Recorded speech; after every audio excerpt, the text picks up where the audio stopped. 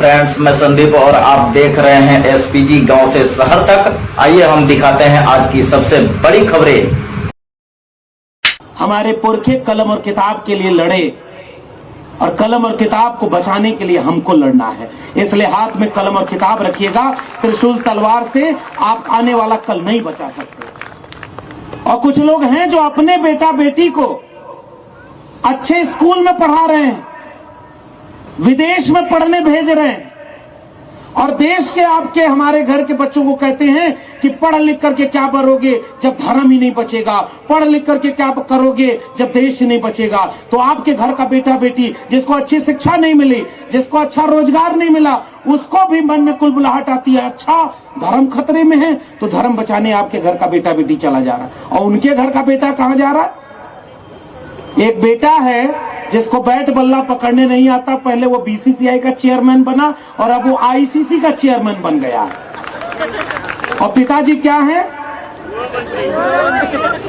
पिताजी देश दिल्ली में बैठे हैं, देश चला रहे हैं। यहां तोड़ो, यहां जोड़ो, इनको खरीदो, इनको बेचो, जो नहीं समझे उनको हड़का के देश चलाओ। और पिताजी कहते हैं परिवारवाद बहुत बड़ी चीज है। और जब कोरोना आया था तो उनके बेटे का बिजनेस 50 गुना ज्यादा बढ़ गया था। बेटा आज भी अंग्रेजी नहीं बोल पाता, लेकिन एकदम डिक्टो फोटो कॉपी है। पिताजी और बेटे का फोटो साथ में खड़ा कर दीजिए तो किसी तरह का कंफ्यूजन नहीं होगा। और बेटा आईसीसी, जो देश के सबसे, बीसीसीआई दुनिया का सबसे अमीर संस्था खेल की, और अब आईसीसी का चेयरमैन बना बैठा है। ये फर्क होता है। जो आपके बेटा बेटी की चिंता नहीं करता वो अच्छा पिता है, क्योंकि अपने बेटा बेटी को दंगे में नहीं भेजता। वो अपने बेटा बेटी को करोड़ों रुपया कमाने के लिए किसी और जगह पर भेजे हुए, और आपके बेटा बेटी को कहता है कि धर्म खतरे में, तू नहीं बचाएगा तो कौन बचाएगा।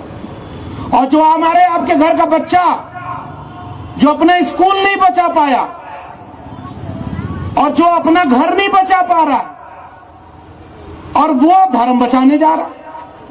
बचपन में पैदा हुआ तो सिखाया गया कि धर्म इस चीज का नाम है जिसमें भगवान इंसान की रक्षा करता है। और जैसे जैसे बड़े हो गए पता चला कि इंसान को भगवान की रक्षा करनी है।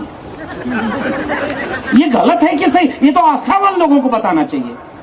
आप बताइए ना।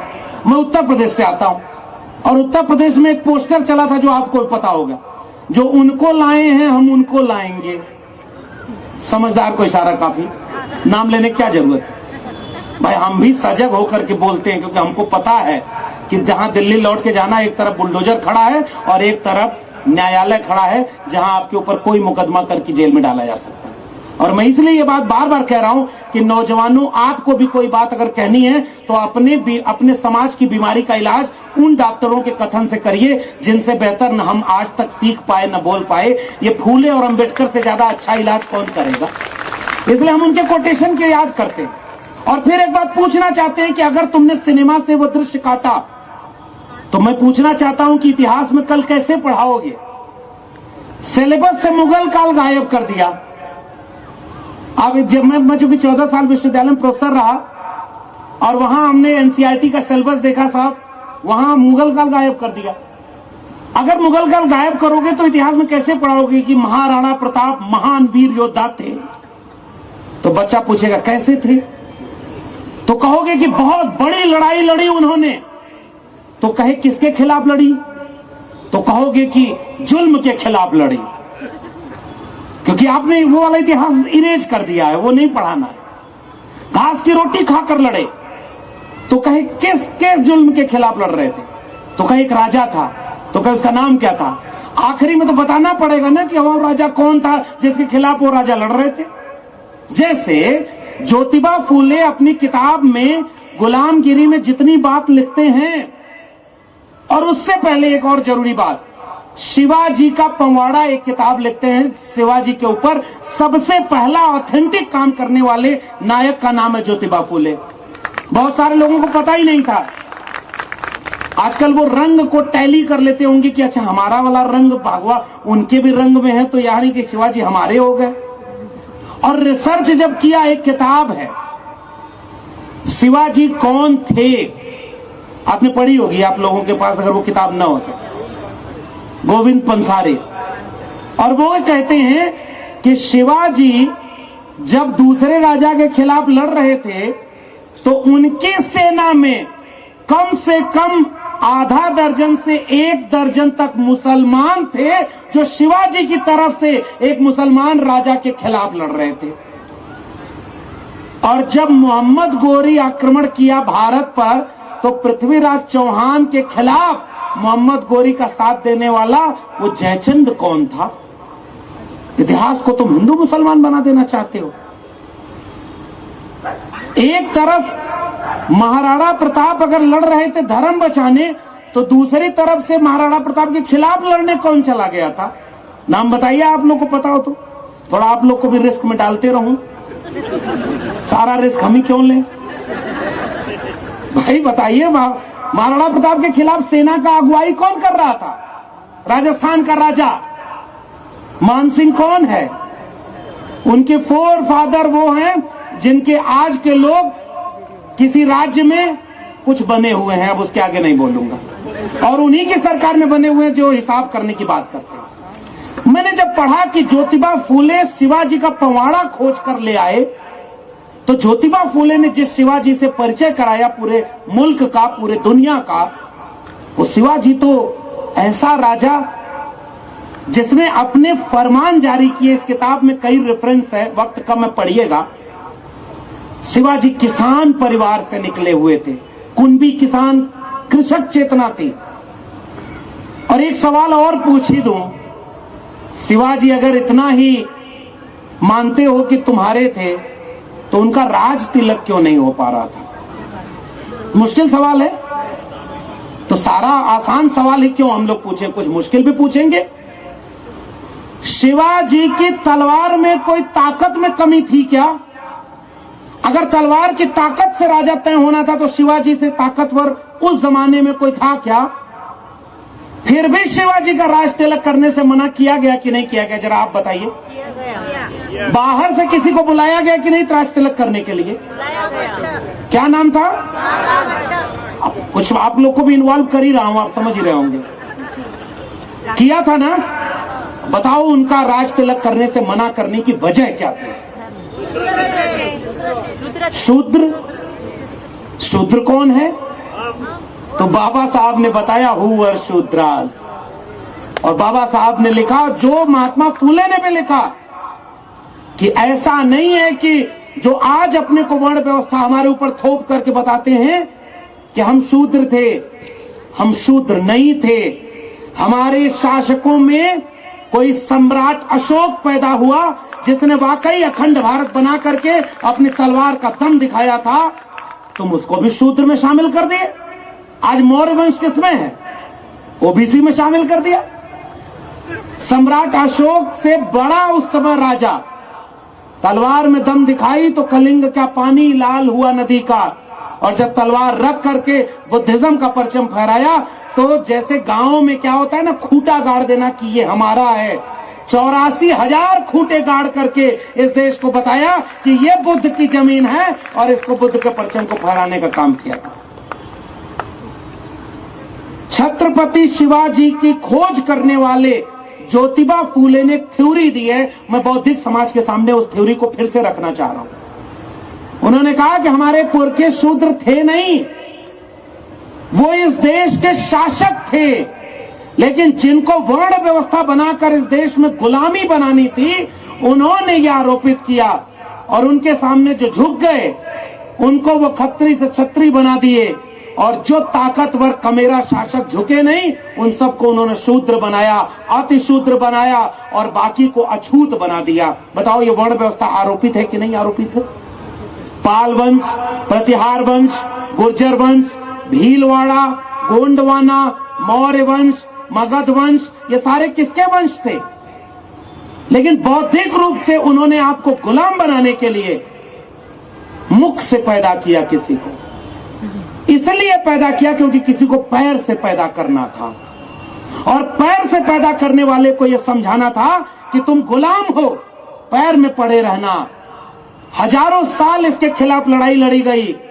तब तथागत बुद्ध से लेकर के बाबा साहब अंबेडकर के समय तक जब लड़ाई मुकम्मल हुई तो भारत का संविधान बना, उसने कहा कि न कोई मुख से पैदा हुआ न कोई पैर से पैदा हुआ, इंसान और इंसान बराबर हैं। अब कोई भी राजा का बेटा राजा नहीं बनेगा, अब जनता के वोट से राजा तय किया जाएगा। इसलिए भारत के संविधान को हम आइडिया ऑफ इंडिया की आज की किताब कहना चाहते हैं। इसलिए मैंने इस मकान की बुनियाद की बात की है। शिवाजी के पवाड़ा में कहां शिवाजी हैं, और शिवाजी जिस मुसलमान शासक से लड़ रहे थे उसकी कब्र बनवा रहे थे। पता ही नहीं ये वाला इतिहास, खुद उन्होंने बनवाई थी। और शिवाजी की मदद करने वालों में कोई नाई था, कोई जुलाहा था, और शिवाजी की मदद कर रहे थे वो। शिवाजी जब अपने राज्य का विस्तार करने के लिए युद्ध करते थे तो लिखित आदेश जारी किया था कि उनकी सेना जिस भी खेत से जाएगी एक भी फसल को नुकसान नहीं पहुंचाएगी, महिलाओं और बच्चों पर हाथ नहीं लगाएगी, धन नहीं लूटेगी। परचम अमानवता का नहीं फैलाना था।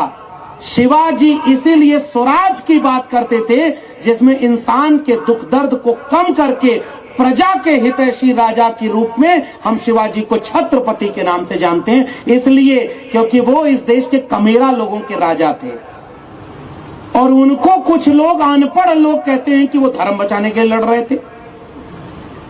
यह लड़ाई धर्म की नहीं थी, इंसान को बचाने की लड़ाई हो रही थी। और उन्हीं के वारिस में छत्रपति शाहू जी महाराज कोल्हापुर में जब अपने दरबार में पहली जाति जनगणना कराते हैं तो 1902 26 जुलाई को इस देश में पहला बार आरक्षण लागू करके कहते हैं, मेरे दरबार के 75 कुर्सियों पर वो लोग 70 कुर्सी पर बैठे हैं जिनकी आबादी 100 में 10 भी नहीं है, और मेरे राज्य में जिसकी आबादी 100 में 90 है वो मेरे दरबार में 100 में 5 भी नहीं है। और पहला काम जाति जनगणना कराकर जिसकी जितनी संख्या भारी उसकी उतनी हिस्सेदारी दिलाने का काम छत्रपति शिवाजी महाराज के वैचारिक वारिस छत्रपति शाहू जी महाराज ने किया। और उन्होंने इतना बड़ा काम किया था कि बाबा साहब अम्बेडकर के रूप में वो मशाल आगे बढ़ाई थी। एक रिले मैराथन दौड़ है ये। तथागत बुद्ध ने एक मशाल जलाई है, वो किसी कबीर को पकड़ाई, कबीर ने उस मशाल को किसी रैदास को पकड़ाया होगा, किसी रैदास ने किसी बुल्ले शाह बाबा फरीद को, चोखा मेला नारायण गुरु बसवन्ना को पकड़ाया होगा। वो मशाल वहां से चलते हुए किसी ईवी रामास्वामी नायकर पेरियार के हाथों में गई होगी। वो मशाल वहां से छत्रपति शाहू जी महाराज के पहले महात्मा फूले के हाथ में आई होगी। और मशाल की तरह आप विचारों की यात्रा देखिए। छत्रपति शाहू जी महाराज अखबार निकालने के लिए मदद कर रहे हैं बाबा साहब की, खर्च चलाने के लिए मदद कर रहे हैं, और उसके बाद 1920 के बाद कह रहे हैं इस देश के वंचितों, तुम्हें तुम्हारा नया मसीहा मिलने वाला है। और वो मशाल पकड़ा दी बाबा साहब डॉक्टर भीमराव अंबेडकर के हाथ में, जिसको उन्होंने संविधान के रूप में आपको सौंप दिया। ये 5000 साल का हमारा घर बसाया हुआ हमारे पुरखों का, बड़ी मुश्किल से ये घर बसाया। इतना खूबसूरत देश दुनिया में कोई नहीं, इतनी भाषाएं, इतने लोग मोहब्बत और प्यार से रहते थे। दुनिया में बहुत जगह राजाओं ने लूटने के लिए कब्जा किया होगा, इस मुल्क ने लोगों को गले लगाया। और आज उस मुल्क की बुनियाद में मट्ठा वो लोग डाल रहे हैं जो कहते हैं कि वसुधैव कुटुंबकम हमारा नारा है। आप कल्पना करिए कि विरोधाभास कैसे, इसको बचाना किसकी जिम्मेदारी है? 90% हम लोगों की जिम्मेदारी है। इसलिए हम यहां पर खड़े होकर के आपके बीच में कहने आए हैं, सबसे पहली लड़ाई आज की तारीख में अगर लड़नी है तो मजहबी फसादियों के खिलाफ लड़नी होगी, जो इस देश में दंगे का माहौल बनाना चाहते हैं, जिनकी आग की लपट पिछले दिनों नागपुर तक पहुंच चुकी है। जहां जहां शिक्षा है वहां वहां धर्म खतरे में नहीं है। जरा इसको डिकोड करिएगा। केरल में खतरे में है क्या?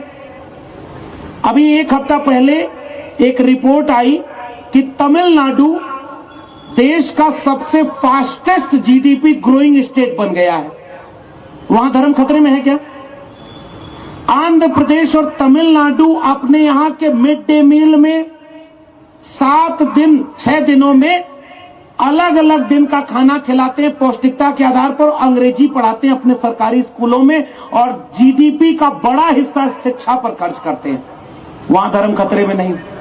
और मैं जिस राज्य से आता हूं, महान राज्य, वहां के मुख्यमंत्री अति महान, उनका नाम लेना ही क्या कहूं, बस कबीर याद आते हैं।